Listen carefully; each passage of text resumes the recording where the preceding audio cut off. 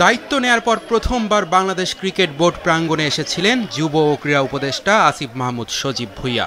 নিজের চিরচেনা home of ground উপদেষ্টাকে ঘুরিয়ে দেখান তামিম ইকবাল খান। প্রায় 2 ঘন্টা বিসিবিতে ছিলেন ক্রীড়া উপদেষ্টা।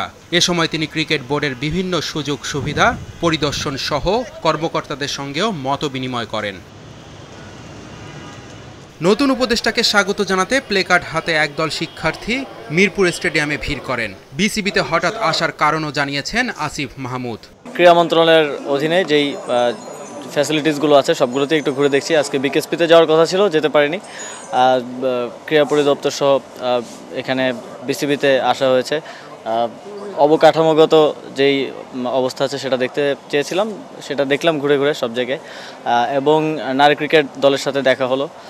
তারা সামনে উইমেন টি20 ওয়ার্ল্ড কাপ খেলতে যাচ্ছে এবং যেই ব্যাপারগুলো এখানে উন্নয়নের প্রয়োজন আছে সে ব্যাপারে একটু নোট নিলাম। আশা করি সামনে এগুলো আমরা ঠিক করে দিতে পারবো। ক্রীড়া উপদেষ্টার বিসিবি পরিদর্শনে আসার কারণ জানা গেলেও হঠাৎ তামিম ইকবাল খান কেন এসেছিলেন মিরপুরে তা জানা যায়নি।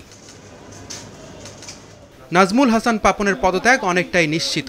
নতুন বিসিবি সভাপতি কে হবেন তা এখনও পরিষ্কার নয়। এরই মধ্যে ক্রীড়া উপদেষ্টার কার্যালয় থেকে বেশ কয়েকজন ক্রিকেট ব্যক্তিত্বর সঙ্গে আলাপ আলোচনা হয়েছে বলে জানা গেছে।